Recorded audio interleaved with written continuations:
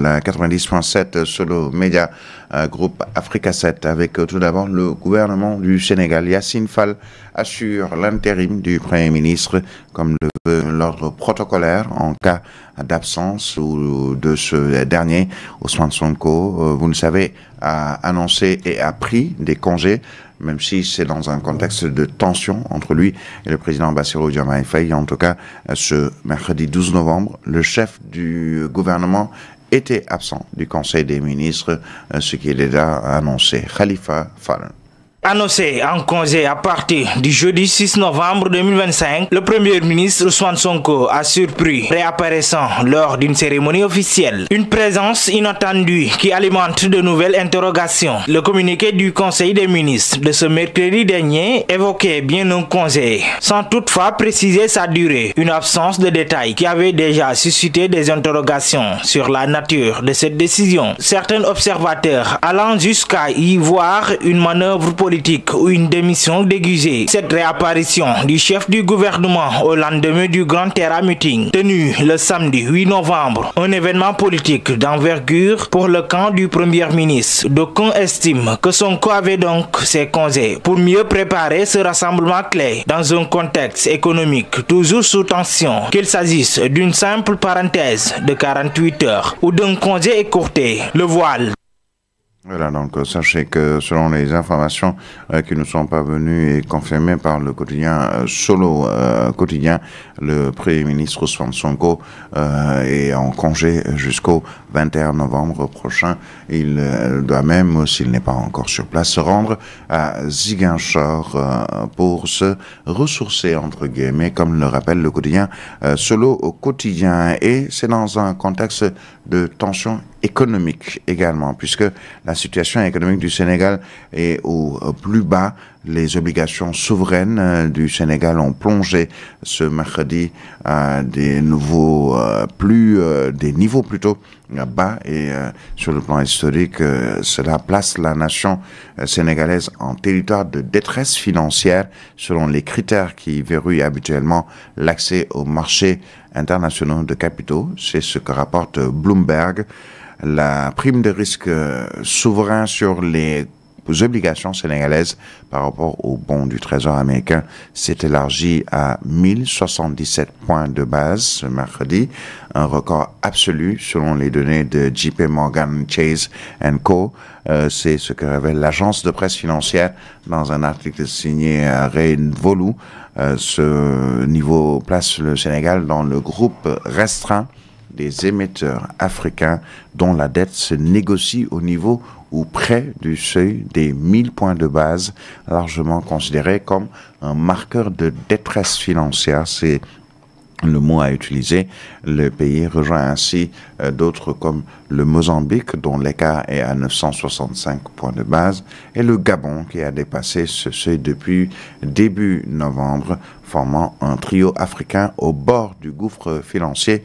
Toujours selon Bloomberg, nous aurons les explications d'économistes sur cette situation et surtout cette notation. L'ONG IBP Sénégal a tenu ce mercredi aux résidences Mamoun un atelier de renforcement de capacité à l'intention des acteurs des médias. Cette rencontre axée sur les finances publiques, le budget et la transparence dans la gestion des ressources vise à renforcer la compréhension justement des journalistes sur ces thématiques cruciales que sont l'économie entre autres. Le docteur Mariem Nyanya Thiam, chargé des projets finances publiques au sein de l'ONG, revient sur les objectifs de cette initiative et souligne l'importance pour les médias de mieux s'approprier les questions budgétaires ou économiques. Ces propos sont recueillis par Bainongo Fall. Des connaissances en finances publiques. Nous travaillons aussi pour faire en sorte que les finances publiques soient accessibles à toutes les catégories socio-professionnelles, notamment les finances publiques qui sont les relais de l'information au niveau des citoyens. Pour nous, il fallait, en vue du marathon budgétaire qui va s'ouvrir bientôt, il fallait revenir sur les différentes l'enjeu des finances publiques, mais en même temps aussi essayer de faire comprendre aux journalistes les questions de finances publiques publics, notamment une meilleure compréhension de la lecture budgétaire, mais aussi une meilleure compréhension de la terminologie qui est utilisée pour leur permettre de pouvoir comprendre l'information budgétaire et pouvoir relayer. En fait, on a vu que récemment, la loi sur l'accès à l'information a été votée et qu'il est intéressant pour les journalistes de pouvoir accéder à cette information. Mais accéder à cette information aussi, c'est de pouvoir quand même après pouvoir l'analyser et extraire les informations qui seront utiles aux citoyens et qui seront claires et compréhensibles. C'est pour cela que dans le cadre de cette formation, nous avons voulu mettre en avant cette compréhension des informations budgétaires pour pouvoir faire un bon travail journalistique. Nos attentes, c'est de pouvoir voir qu'il y a eu une amélioration dans le traitement de l'information. Voilà, donc au moment où justement on est à l'Assemblée nationale en train de parler de la loi de finances initiale et surtout de faire le dispatching de ce qu'on appelle le budget à allouer aux différents ministères, une bonne formation pour les médias et surtout les journalistes spécialisés plutôt en économie. Nous parlons de la 15e édition du Forum mondial pour les services de conseil rural qui s'est ouverte ce mercredi au CICAD, le Centre international Abdou Diouf, un forum qui rassemble une quarantaine de délégations venues d'Afrique, mais aussi d'Amérique latine. Les travaux mettent en exergue l'urgence d'un meilleur accompagnement des familles rurales dans nos différentes contrées, selon le directeur de l'ANCAR. El Hadj Faye s'appelle. Ces propos sont recueillis par Biram Kharindao. Aujourd'hui, on sait que l'agriculture, partout dans le monde, est confrontée à beaucoup de défis. Le défi de nourrir une population de plus en plus croissante, mais également les défis du changement climatique. Donc, il faut nourrir cette population croissante, mais en adoptant des méthodes qui permettent d'assurer une certaine durabilité des ressources naturelles et de la biodiversité. C'est pourquoi, en termes d'accompagnement des producteurs, il faut revoir nos méthodes, revoir nos outils, revoir la façon dont on travaille avec les producteurs. Et ces genres de rencontres sont un espace pour effectivement permettre à tous ces acteurs que j'ai cités de pouvoir discuter de ces enjeux, mais également de voir comment davantage on peut répondre à la préoccupation des producteurs. Le Conseil agricole a beaucoup évolué. Au début, on parlait beaucoup d'encadrement. C'est l'État qui fixe ses objectifs et qui dit on va faire ça et tout le monde s'y met. Par la suite, les gens ont évolué vers ce qu'on appelle le concept de vulgarisation, qui est un concept également qui regroupe tout ce qui est transfert de technologie. Mais aujourd'hui, le Conseil est plus global. Ça regroupe le transfert de technologie, ça regroupe tout ce qui est formation effectivement sur les aspects techniques, mais ça regroupe aussi beaucoup d'autres services, que ce soit l'accès à l'information climatique par exemple, que ce soit l'intermédiation pour la facilité aux paysans d'accéder au crédit, d'accéder aux semences, d'accéder au matériel agricole. Voilà donc les propos d'El Hadj Faye, le directeur général de l'Agence nationale de conseil agricole et rural ANCAR. La lutte contre les conflits fonciers, une campagne de sensibilisation a été lancée à Thiès. Objectif, réduire ces conflits communautaires et outiller les acteurs territoriaux sur les bonnes pratiques en matière de gouvernance foncière. Adia Aminata Faye, notre correspondante à Thiès, nous en dit un peu plus.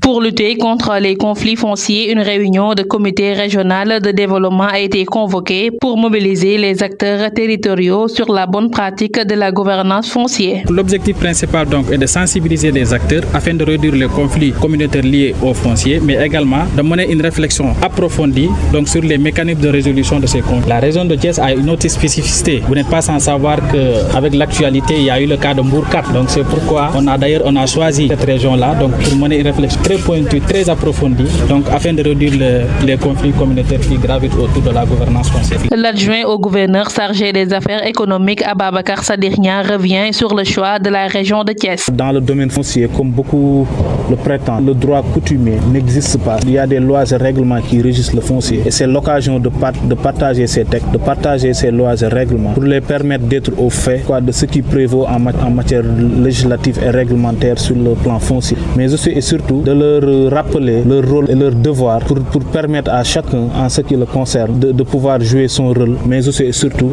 de pouvoir le jouer en fonction des lois et règlements qui régissent le foncier au Sénégal. Le foncier a toujours été un problème dans certaines localités du Sénégal. Pour endiguer ce phénomène, des mécanismes de résolution seront mis sur les rails pour sensibiliser les acteurs sur les conflits communautaires et la bonne gouvernance foncière.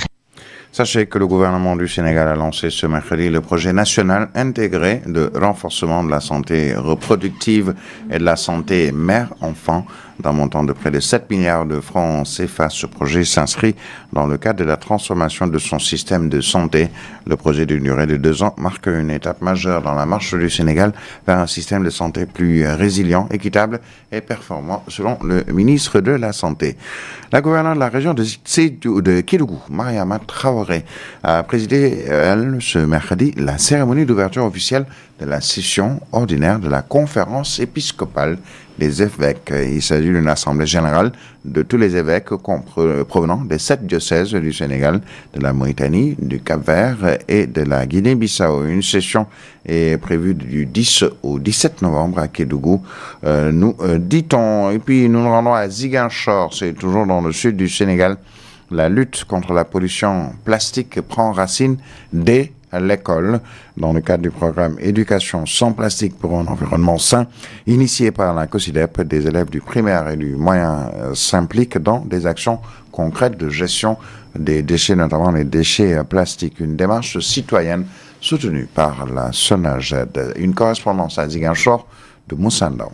Sensibiliser dès le plus jeune âge, c'est le pari du programme Éducation sans plastique pour un environnement sain, espèce, initié il y a plus de 6 mois par la COSIDEP. Après une visite de la décharge de Tobor et des formations sur la gestion des déchets, place maintenant la mise en pratique dans les écoles avec une journée d'investissement humain et d'aménagement d'un espace de récupération à l'école élémentaire El Hadj Omar Ndiaye de Boukot et au CM Soukoupapaye. La deuxième phase qui consiste à organiser des activités de set-setal dans les Soukoupapaye et l'école élémentaire El Hadj Omar Ndiaye nous permet de sensibiliser les enfants sur le ramassage des déchets plastiques, mais aussi les autres ordures, et qu'on fera le tri avec ces déchets plastiques et nous allons chercher un environnementaliste artiste qui va aller vers la transformation de ce plastique-là en outil de décoration ou en objet qui pourra servir dans le cadre des études pédagogiques. Le coordinateur régional de la COSIDEP précise que l'objectif est de créer un effet d'entraînement dans toute la région. Nous avons démarré avec ces 2 écoles, nous allons faire le maximum d'activités avec ces 2 écoles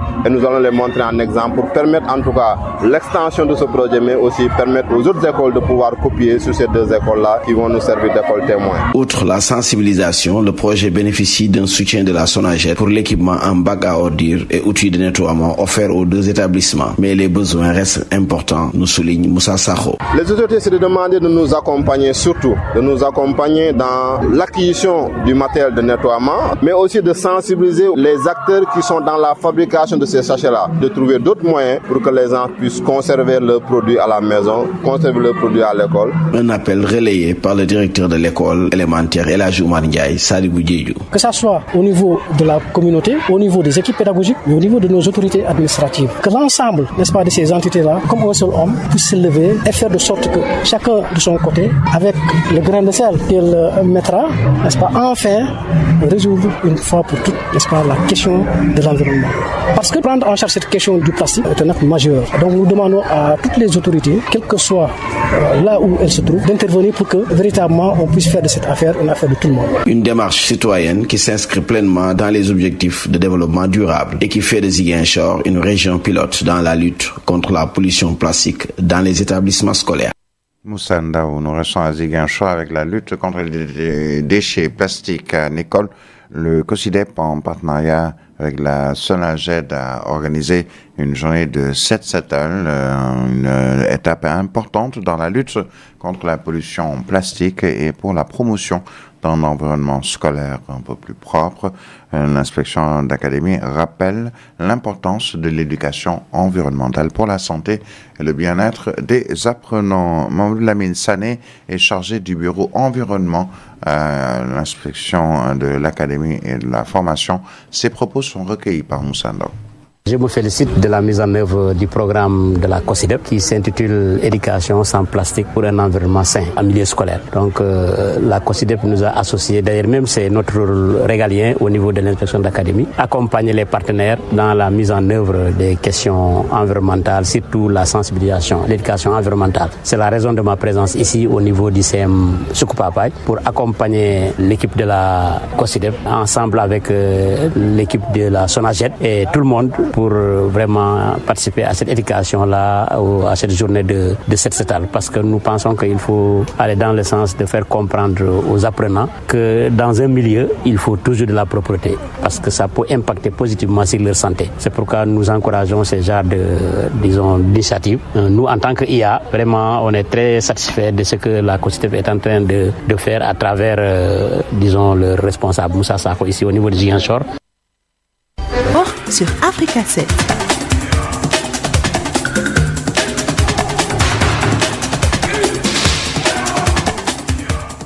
Et dans ce studio pour nous présenter cette page des sports, Alamine Senghor, rebonjour. Merci à vous, Birahim Touré. Rebonjour. Bonjour à toutes et à tous.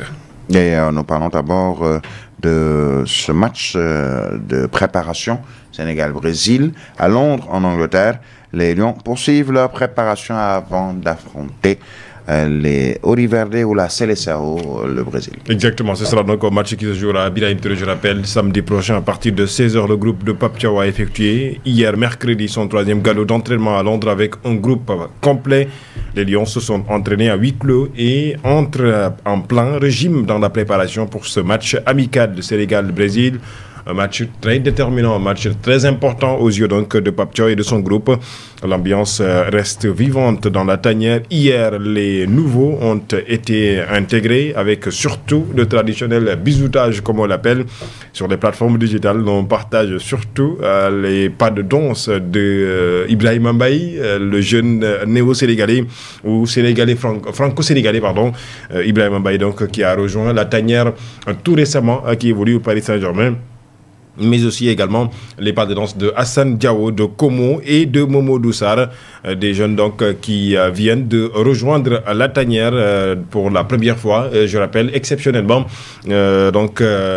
contrairement à Hassan Diao qui a déjà joué donc sous les couleurs de l'équipe nationale du Sénégal. Je rappelle que le Sénégal, au-delà du match face au Brésil, jouera contre le Kenya. L'actualité, c'est aussi toujours le football. Avant de parler de la lutte sénégalaise, eh bien, je rappelle que les qualifications de la Coupe du Monde Zone Europe se poursuivent à partir de ce jeudi 17h. Ce soir, Azerbaïdjan jouera contre l'Islande, Arménie, Hongrie, Norvège, Estonie, Andorre fera face à l'Albanie. Là où l'Angleterre jouera contre la Serbie. France ce soir à partir de 19h45. Les Bleus joueront contre l'Ukraine, Irlande, Portugal, Moldavie, Italie. Je rappelle que si le Portugal du GOAT Cristiano Ronaldo, le quintuple Ballon d'Or, parvient à défaire donc l'équipe de Irlande, eh bien le Portugal décrochera son ticket qualificatif pour la Coupe du Monde 2026. Je rappelais avant-hier que Cristiano Ronaldo a déjà montré que cette Coupe du Monde 2026 pourrait être sa dernière Coupe du Monde, puisque, je rappelle, en 2026, Cristiano Ronaldo aura 41 ans. Dans l'actualité sportive, toujours, je rappelle que pour la zone Afrique, vous le savez, il y a eu 4 équipes qui sont parties ou qui sont qualifiées en barrage. Ils doivent en tout cas confronter avant de savoir qui sera l'équipe ou quelle sera l'équipe qui va donc poursuivre les barrages pour les qualifications de la Coupe du Monde 2026. Eh bien, ce soir, le Nigeria fera face à l'équipe du Gabon. Le Cameroun, à 19h, jouera contre la République démocratique du Congo, qui était dans le groupe du Sénégal lors de ces éliminatoires de la Coupe du Monde 2026. Kina, comme on l'appelle dans l'arène sénégalaise, Citeux, va signer donc un contrat. Eh bien, les informations restent toujours donc, en tout cas, pas assez claires. Qui sera son adversaire? Nous allons poursuivre pour vous donner plus amples informations. Mais en ce sens, sachez que le duel fils de balle Thiatou Yoff est désormais officiel, organisé par Al Buraq Events. Le combat qui était tant dans les airs depuis quelques temps aura lieu donc le 1er février 2026. C'est ce que, en tout cas, nous a informé nos confrères du journal Sénégal 7. C'est tout pour cette page sportive Birahim Touré que j'avais l'immense plaisir de vous le présenter. Oui, merci à vous, Alamine Senghor. Vous restez sur place puisque vous allez nous présenter la revue des unes, même si vous faites une petite moue, mais bon, vous êtes encore très jeune, donc il n'y a pas de souci, vous pouvez enchaîner, n'est-ce pas? Je ne vais même pas vous voir, je te tutoie, Alamine Senghor, tu nous fais la revue des unes. Africa 7 90.7. La revue de presse.